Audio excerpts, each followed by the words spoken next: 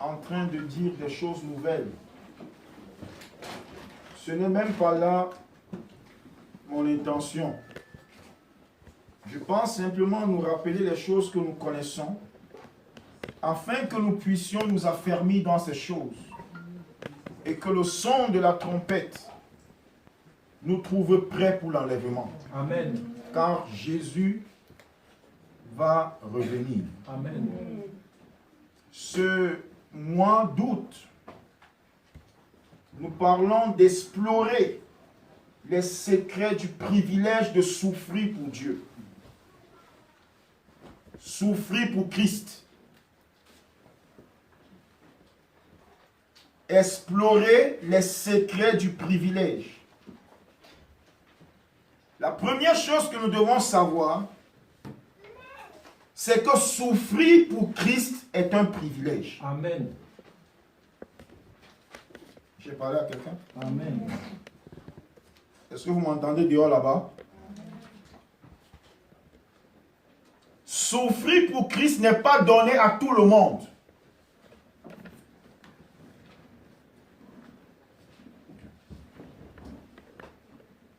Souffrir pour Christ est l'apanage des vrais enfants de Dieu. De ceux qui sont appelés à hériter le royaume. Satan ne s'oppose pas à tous ceux qui disent qu'ils sont chrétiens. Satan ne s'oppose même pas à tous ceux qui viennent à l'église. Mais Satan s'oppose à ceux-là qui ont pris la décision de vivre pieusement et différemment dans une génération perverse et corrompue. Amen. Et c'est de ça que nous parlons quand nous parlons de souffrir pour Christ. Nous ne parlons pas de souffrir comme malfaiteur. Souffrir parce que tu as volé. Souffrir parce que tu as menti, ou souffrir parce que tu as fait telle ou telle autre chose qui mérite un jugement, qui mérite un châtiment. Ce n'est pas de ça que nous parlons. Mais souffrir pour Christ, c'est souffrir alors que tu fais le bien. Souffrir parce que tu as décidé de vivre pieusement. Amen. C'est cela la souffrance du chrétien. Amen. Et la vie chrétienne n'est pas décousue de la souffrance. Amen. La souffrance fait partie intégrale de la vie chrétienne. Amen. Penser à une vie chrétienne sans souffrance, c'est penser simplement à une vie autre que la vie chrétienne. La vie chrétienne n'est pas une vie de licence. En tant que chrétien, il y aura des privations. Et te priver, ça va te créer une certaine souffrance. Amen. Lorsque tu es enfant de Dieu, tu es dans un bureau où les gens font la corruption. Et toi, tu ne fais pas de corruption. Tu te contentes de ton salaire. Est-ce que c'est une souffrance? Ce n'est pas une souffrance. C'est de ça qu'on parle. C'est de cela qu'on parle. Lorsque tu es enfant de Dieu, tu ne triches pas à l'école. Même si on permet de tricher à l'examen, toi tu ne triches pas. Tu acceptes même d'avoir un échec, mais de n'avoir pas triché. Tu es en train de souffrir pour Christ. Amen. Tu souffres à cause de ta foi. Amen. Lorsqu'on parle de souffrir pour Christ, c'est souffrir à cause de sa foi. C'est souffrir parce que je veux plaire à Dieu. Toute autre souffrance qui s'éloigne de cette souffrance ne rentre pas dans le cadre de la souffrance pour Christ. Amen. Je souffre parce que je veux plaire à Dieu. Je souffre parce que je veux vivre pieusement. Je souffre parce que je veux craindre Dieu. Je souffre parce que je veux me garder pur. Joseph a refusé de pécher avec la femme de Potiphar et ça l'a conduit où? Et ça l'a conduit où? Il souffrait pour Christ. Il souffrait pour Christ. L'apôtre Paul et l'apôtre Silas sont allés prêcher. Et ça les a conduits où? En prison. En prison. Il souffrait. Il souffrait pour Christ. Écoute bien, écoute bien, écoute bien, écoute bien. Ce n'est pas toute souffrance qu'on appelle souffrir pour Christ. Quand tu sais que tu as fait le mal et tu souffres, ne dis pas que je souffre pour Christ, on me persécute, on ne te persécute pas. Tu es en train de payer les conséquences de ton péché. J'ai parlé à quelqu'un? Amen. Oui. Tu voles, tu vas en prison, dis pas que je souffre pour Christ. Tu ne souffres pas pour Christ. Tu souffres à cause de tes méfaits. Je me fais entendre? Amen. Mais ce n'est pas, nous ne sommes donc pas seulement en train de parler de toutes les souffrances. Nous sommes en train de parler du privilège qu'il y a de souffrir pour Christ. Parce que ceux qui sont appelés à souffrir pour Christ ont une certaine gloire qui repose sur leur vie. Amen.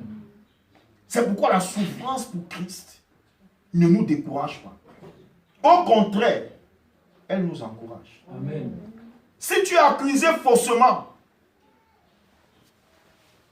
et tu te gardes de continuer à vivre pieusement malgré les fausses accusations qui s'élèvent contre toi, tu es en train de souffrir pour Christ. Amen. Si tu es haï et tu continues à aimer, tu es en train de souffrir pour Christ. Amen. Si on te fait du mal et tu ne rends pas le bien, tu souffres pour Christ. Amen. Ce n'est pas parce que tu ne sens pas mal, mais parce que tu veux honorer le Seigneur en toute occasion, favorable ou non favorable. Amen. Est-ce que je parle à quelqu'un? Amen. Est-ce que je parle à quelqu'un? Amen. Aujourd'hui, l'un des plus grands problèmes de l'Église, c'est que les chrétiens de ce siècle veulent tout sauf souffrir pour Christ. Or, ce matin, je vais vous montrer que la vie chrétienne commence par là. Le problème, c'est qu'on nous a mal annoncé l'évangile. J'ai dit quoi? Ceux qui sont dehors, qu'est-ce que j'ai dit? Oui. On nous a annoncé un évangile qui n'est pas l'évangile. Un évangile décousu de la souffrance. C'est pas ce que Jésus a dit. Et j'ai enseigné mercredi comment évangéliser. N'amenez jamais quelqu'un à recevoir Jésus sans qu'il sache le prix à payer quand on reçoit Jésus. Il faut expliquer. Il y a un prix à payer. Il y a un prix à payer. Il y a un prix. Si tu dis que tu es chrétien, il y a un prix à payer, une souffrance qui s'impose à ta vie. Ouvrons nos Bibles ensemble. Matthieu. Matthieu chapitre 16. À partir de son verset 21. C'est là que nous allons commencer notre voyage de ce matin. Matthieu chapitre 16. À partir de son verset 21.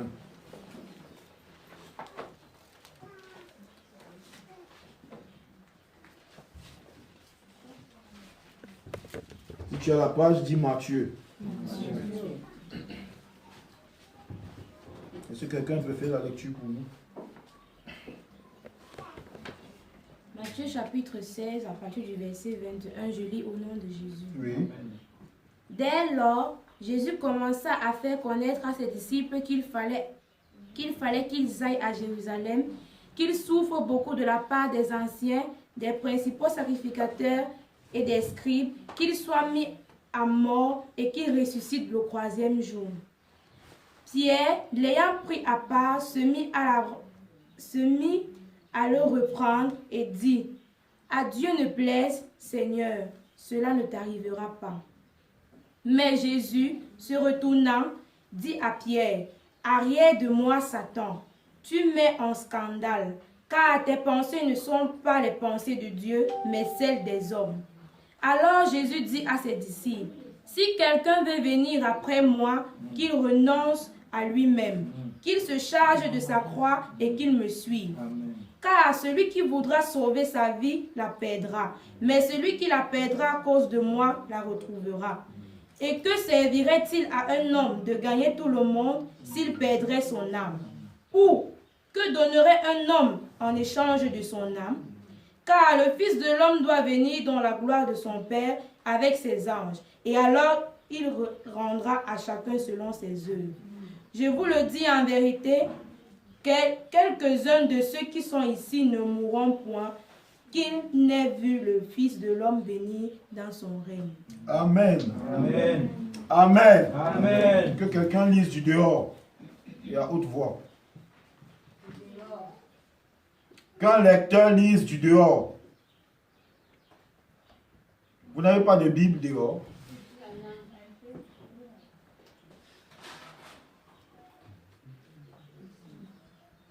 Vous n'étiez donc pas à la page. Oui. Matthieu 16, verset 21. Dès lors, Jésus commença à faire connaître à ses disciples qu'il fallait qu'il allât à Jérusalem, qu'il souffrit beaucoup de la part des anciens, des principaux sacrificateurs et des scribes. Trouvez quelqu'un qui lit bien la Bible.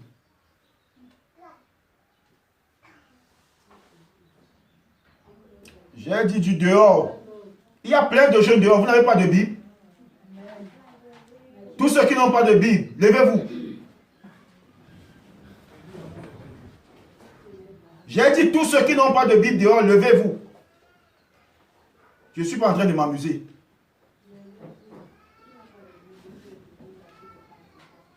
Si j'arrive là-bas et que je trouve quelqu'un qui n'a pas de Bible et qui est assis, tous ceux qui n'ont pas de Bible, mettez-vous debout.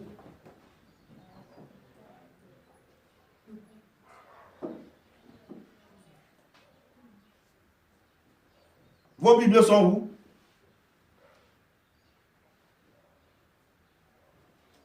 Les Bibles sont où? La prochaine fois en venant à l'église, pensez à prendre votre Bible ou votre Nouveau Testament. Mettez-vous maintenant. Qu'une personne lise dans la Bible. Matthieu 16, 21. Dès lors, Jésus commença à faire connaître à ses disciples qu'il fallait qu'il aille à Jérusalem, qu'il souffre beaucoup de la part des anciens, des principaux sacrificateurs et des scribes, qu'il soit mis à mort et qu'il ressuscite le troisième jour. Pierre l'ayant pris à part, se mit à leur reprendre et dit, à Dieu le plaît, Seigneur, cela ne t'arrivera pas. Mais Jésus, se retournant, dit à Pierre, arrière de moi, Satan, tu mets en scandale, car tes pensées ne sont pas les pensées de Dieu, mais celles des hommes. Alors Jésus dit à ses disciples, si quelqu'un veut venir après moi, qu'il renonce à lui-même, qu'il se charge de sa croix et qu'il me suive. Car celui qui voudra sauver sa vie la perdra, mais celui qui la perdra à cause de moi la trouvera. Et que servirait-il à un homme de gagner tout le monde s'il perdait son âme? Ou que donnerait un homme en échange de son âme? Car le Fils de l'homme doit venir dans la gloire de son Père avec ses anges, et alors il rendra à chacun selon ses œuvres. Je vous le dis en vérité, quelques-uns de ceux qui sont ici ne mourront point, qu'ils n'aient vu le Fils de l'homme venir dans son règne. Amen. Amen. Amen. Amen. Voici la base de l'évangile exposé par Jésus. Jésus a commencé par repousser la consolation humaine de Pierre. Parce qu'aujourd'hui, l'Église fait face à un évangile humaniste qui cherche à consoler l'homme d'une fausse consolation en lui disant qu'il peut retrouver un bonheur total sur la terre. Si tu es enfant de Dieu, pour ton information, ton bonheur ne se trouve pas sur la terre. Écoute-moi, si tu es enfant de Dieu, rien sur la terre ne peut faire ton bonheur. Le seul qui fait ton bonheur, c'est Dieu lui-même. Avoir beaucoup d'argent ne peut pas faire le bonheur d'un vrai enfant de Dieu. Posséder tout ce qu'il y a comme matériel, comme bien sur la terre, ne peut pas faire le bonheur d'un vrai enfant de Dieu. Donc la bénédiction matérielle ne peut pas être un critère de mesure de notre connaissance et de notre intimité avec Dieu.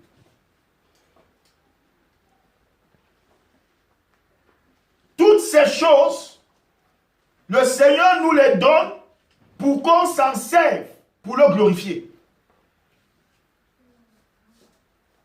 Mais la souffrance fait partie de notre vie.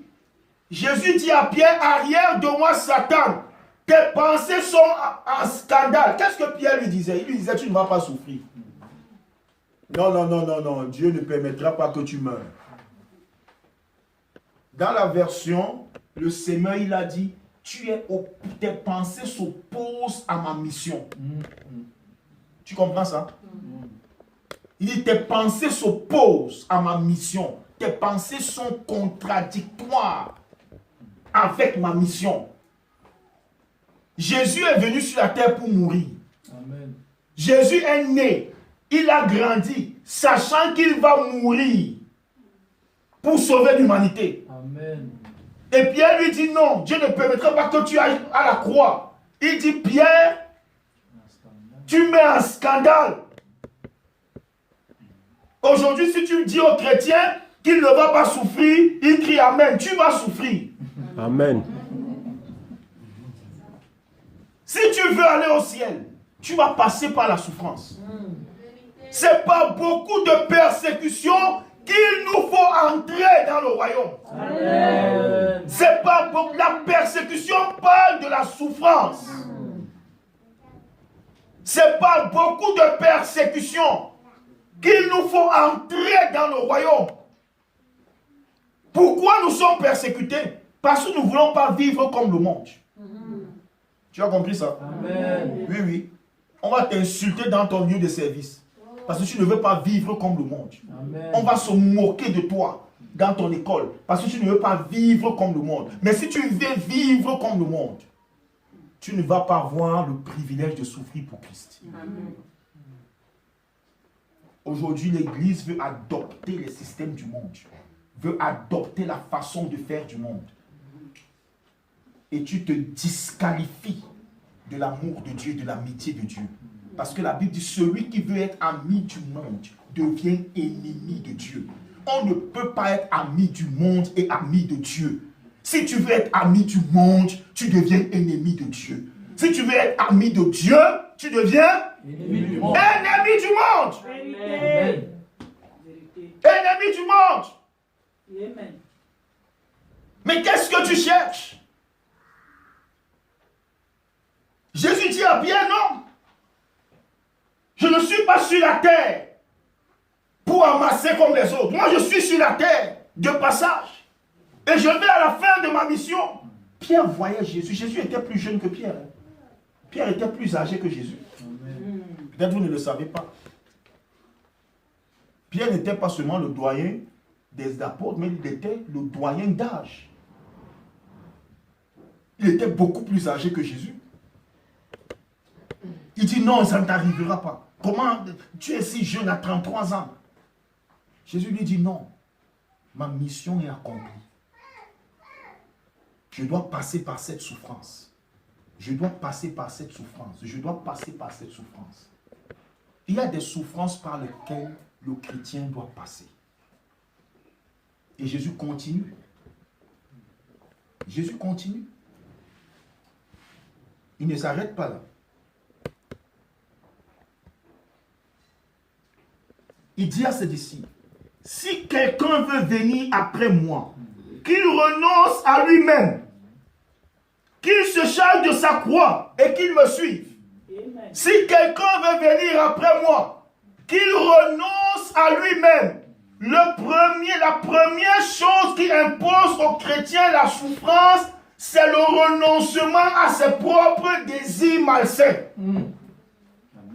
Le renoncement à sa propre vie.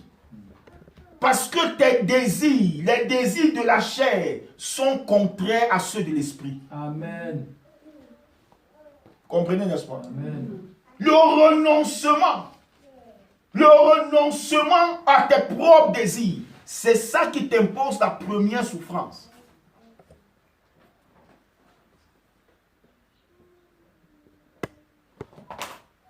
Tu es un jeune, tu veux pouvoir vivre dans l'impudicité comme tous les jeunes de ce siècle.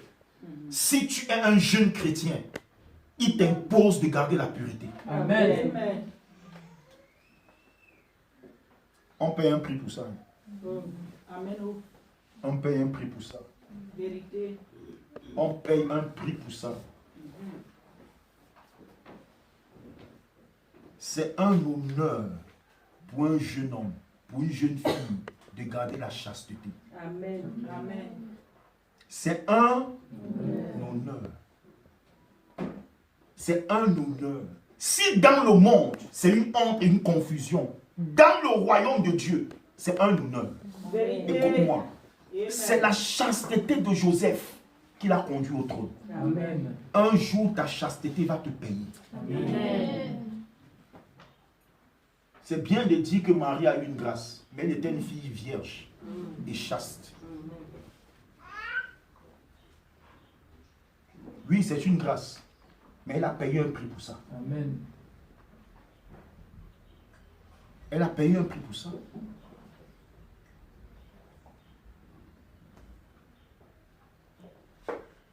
Dieu a trouvé une fille vierge et chaste. Si tu es jeune et tu penses atteindre les hauteurs avec Dieu comme Daniel, bâtis-toi un principe de chasteté et de pureté. Amen. Ça te payera. Amen. Ça te Payera. Ça te Payera. Mais tu vas d'abord payer un prix. On souffre pour ça. On souffre pour ça. Il y a des calamités.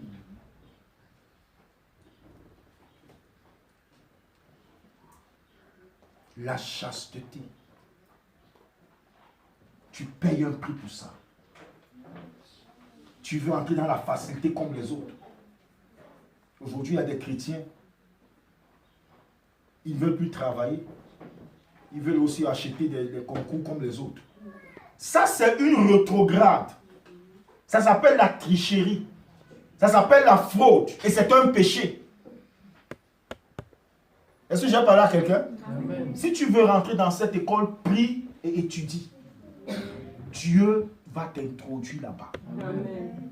Fais quoi? Prie et étudie.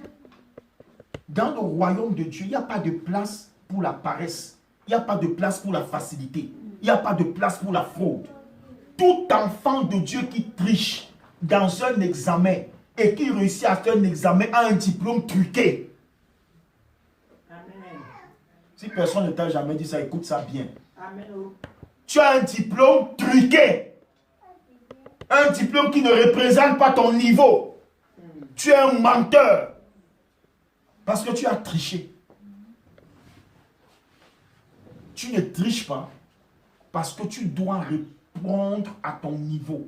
Ta note doit donner le niveau de connaissance que tu as en la discipline. Est-ce que j'ai parlé à quelqu'un? Amen. Est-ce que j'ai parlé à quelqu'un? Amen. Et Dieu te récompensera pour n'avoir pas triché. Aujourd'hui, on ne veut pas souffrir pour Christ. Non, la première souffrance, c'est renoncer à tes désirs malsains. Renoncer à tes désirs malsains. La vie sur la terre ne se passe pas toujours comme un fleuve tranquille. Tu as compris? Hein? Est-ce que je parle à quelqu'un? Oui, oui. La vie sur la terre, il y a des rapides, quelquefois il y a des zones où le fleuve est très agité. Très agité. Mais tu dois garder ta foi. Amen. Tu dois garder quoi? Ta foi. Ta foi. Tu dois garder la crainte de Dieu. C'est un chrétien, quand il passe par des mouvements, des agitations, quand il passe par les zones troubles de la vie, commence à insulter Dieu. N'insulte pas Dieu. Traverse ces zones. Tous ceux qui ont servi Dieu sont passés par des souffrances, par des moments difficiles, par des moments où quelquefois ils pouvaient penser qu'il faut abandonner. Jacob a travaillé 7 ans pour une femme et il n'a pas eu la femme. Combien? 7 ans de travail. Et il a dû recommencer. Il a dû recommencer. Si tu as payé le prix pour une chose et tu ne l'as pas eu, ne crains pas. Continue à persévérer.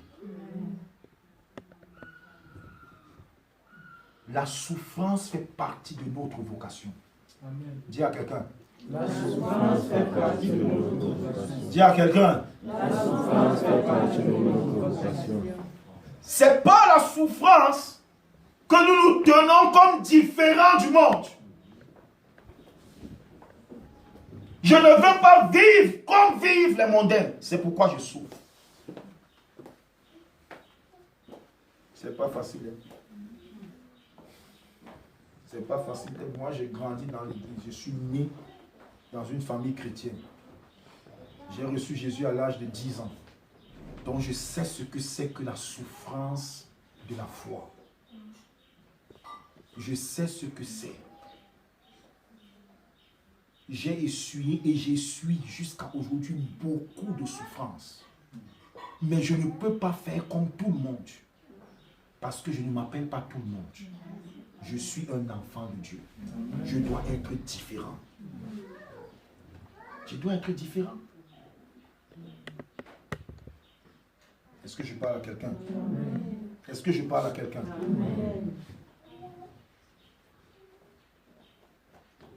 Deuxième souffrance.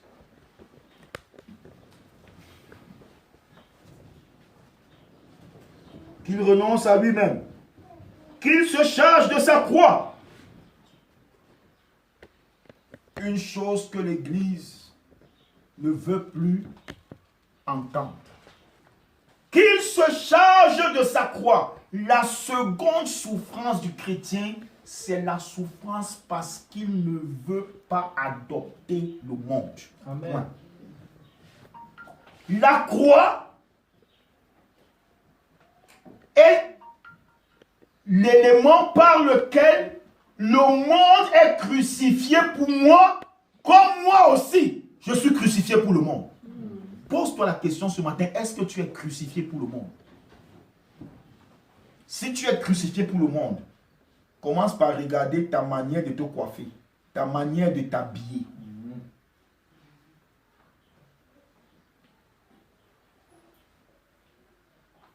Aujourd'hui, le monde a prescrit la nudité. J'ai pensé l'autre jour que ça deviendra difficile bientôt. Et c'est même difficile à une sœur d'acheter une robe cousue. Parce que toutes les robes sont au-dessus des cuisses. C'est le système du monde. Et l'Église veut adopter ça. On voit les sœurs aujourd'hui porter des robes qui laissent leurs cuisses dehors. Ça s'appelle la mondanité. Ça s'appelle quoi? Et qui veut être ami du monde est ennemi de Dieu. Il faut bien rallonger vos jupes et vos robes. Jusqu'aux genoux. C'est le minimum. Le minimum au-dessus du genou. Plus haut que ça, c'est la mondanité. Mais je vais vous dire, le monde l'a prescrit comme une loi aujourd'hui. les supermarchés. Allez dans les prêt-à-porter. Regardez les vêtements que le monde propose. Les vêtements courts pour les femmes. Parce qu'il faut exposer la sensualité, il faut exposer la nudité. C'est de la pornographie. Et c'est prescrit aujourd'hui. Renoncer au monde, ça fait souffrir. On va dire que toi, tu n'es pas à la mode. Mais tu vas t'habiller comme enfant de Dieu. Tu vas t'habiller comme une servante du Seigneur. Tu vas t'habiller comme une fille du roi. Est-ce que je parle à quelqu'un? Est-ce que je parle à quelqu'un? Ce n'est pas tout ce que le monde offre qu'on doit prendre et avaler. Aujourd'hui, les femmes ne mettent plus une couleur de vernis. Maintenant, c'est 5 couleurs. Chaque doigt a sa couleur. C'est de la folie. C'est de la folie. Si tu es chrétienne, ça là, ce n'est pas prescrit pour toi. La Bible te prescrit la sobriété. Même ton vernis doit être sobre. Il n'y a personne qui te regarde. Crains Dieu. Même si vous ne dites pas Amen. Je dis qu'il n'y a personne qui te regarde. Personne. Crains Dieu. Crains Dieu. C'est la mondanité qui fait qu'aujourd'hui les femmes ne veulent pas se voiler. La mondanité. Et il y a tellement de gloire dans leurs cheveux qu'elles trouvent couvrir leurs cheveux pour un peu de temps. Ça leur enlève quelque chose. Mais si tu es dans cette commission, tu vas te voiler. Amen. Tu vas te voiler. C'est un principe, c'est une obligation, c'est une loi. Parce que c'est écrit dans ma Bible. Et c'est un sujet que j'ai profondément étudié et profondément enseigné. Est-ce que tu peux voir un vieillard devant le trône en train d'adorer avec la couronne sur la tête? Parle-moi, non? Hein? Que dit la Bible? Les vieillards jettent leur couronne. Ils enlèvent leur honneur. C'est pourquoi tu ne peux pas venir à l'église en tant qu'homme et avoir une couronne sur ta tête. Il faut d'abord te dépouiller de ton honneur pour pouvoir adorer Dieu. Et tu ne peux pas venir femme avec ta gloire. Parce que la Bible dit que les cheveux de la femme, c'est une couronne, c'est une gloire pour elle. Tu vas couvrir ta gloire. Est-ce que j'ai parlé à quelqu'un? Amen. C'est ce qui est normal et bienséant devant Dieu. C'est ce qui est normal et bienséant devant Dieu.